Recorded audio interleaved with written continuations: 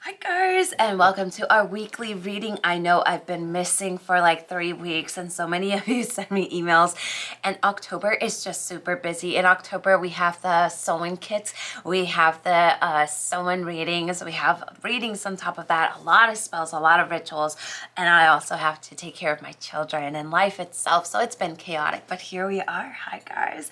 Right, so let's take a look at the astrological energy, and we're doing a reading today for the week of October 23rd to October 29th. So the sun enters Scorpio on Monday, joining Mercury and Mars. After an extroverted period of early fall frivolity, the nights lighten and we enter the deeper, more mysterious Scorpio season. The focus shift to the noble pursuits of personal loyalty and the seductive bonds of passion, as well as the most destructive forces that can be unleashed by unbridled, intensely felt emotion.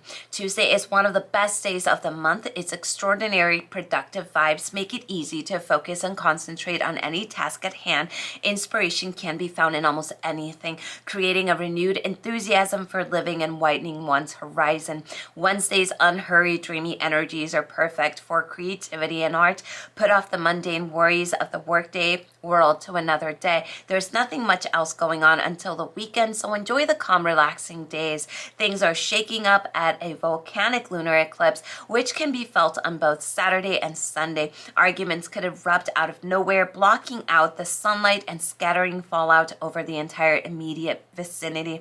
Try to diffuse tense situations as soon as they arise. These are all definitely days of going within the self when long suppressed emotions finally come to light, so they are dealt with and put to rest. So as you can see, we still see the energy of the eclipse release, and I feel like we're going to feel this for the next 6 months, releasing, purging, letting go. So advice to get us through the week: it is the best times, it is the worst of times, so enjoy the delicate vibes of the work week, as conflicts may have to be addressed once the weekend rolls around. The top astrological event of the week is Saturday, Sunday, lunar eclipse close to Jupiter and opposite the sun, Mercury, and Mars. Saturday's lunar eclipse is a bit of a doozy. These energies are echoed on Sunday, making the entire 2-day period feel super intense. It may be difficult to let things go and move on. Alternatively, you may be tempted to burn bridges so you can never go back. So I would say the energy for this whole week is a lot of balance is needed. We're going to work with balance. We're going to take with deep breaths, and we're definitely staying in our lane. So let's go ahead and bring in the tarot and just ask the tarot what we need to know, what we want to put to practice in this coming week.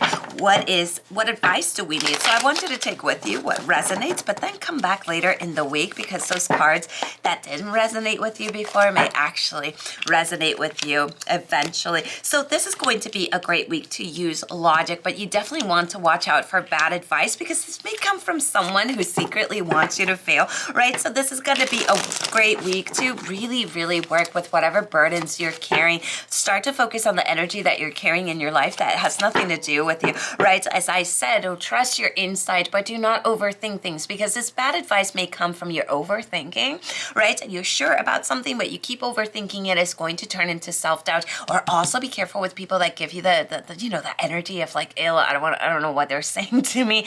You want to be careful with bad advice, with jumping into conclusions, right? If you make any mistakes, you have to own those mistakes, right? Mistakes only show us the things that we never want to go through again. So if there's something that happens with you next week, I don't need you beating yourself up. I want you to use your own wisdom and find the lesson and release it, let it go, right? We may also be feeling a little bit insecure, and that is because of the eclipse that's lingering in the weekend, right? So this is going to be the energy. We're feeling insecure. We're feeling unfocused, right? We feel like someone may not be showing their true colors. So what is the best thing to do? We're going to ground in our energy. We're not going to react unless we know everything. It's going to be very simple this week to get lost in our minds, right? And then overreact about something. If you have a feeling, use your discernment, trust the discernment, but this is not going to be the week to bring it to the table. Does that make sense? I want you to wait until there's more energy, until there's more information that comes out for you. What we see here is your hard work is paying off, but do not confuse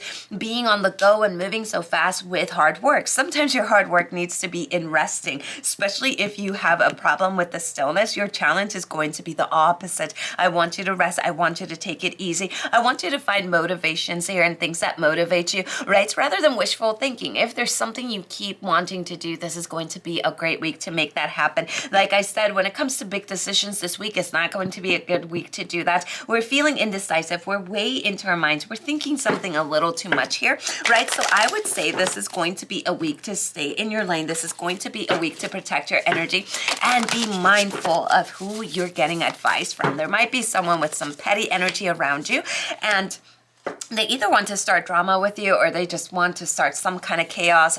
Use that intuition of yours. What we see that we want to practice this week, I love these two cards. So we have self-love and we have surrendering to love, right? So we see is working with self-acceptance, working with self-care, right? Working with inner compassion. So you're really good at compassion with other people. Now give yourself that compassion, right? Allow yourself to be vulnerable. Allow yourself to work with those emotions. This is all about surrendering to the flow. Ride those waves, tap into the flow state and let go. So as you can see next week, we need to trust that intuition hardcore. We need to stay grounded and we need to protect our energy, especially if you're around people with disgusting energy. You want to use the energy of black tourmaline, selenite, and the energy of a hexstone, which looks like this, right? Or the energy of ammonite. So if you're ready to get your reading with me, I am at an 8 months wait. I think now I'm scheduling for July 2024. So if you're thinking about it, it's gonna keep moving, right? So get your reading on today. All of them are $35, no code needed.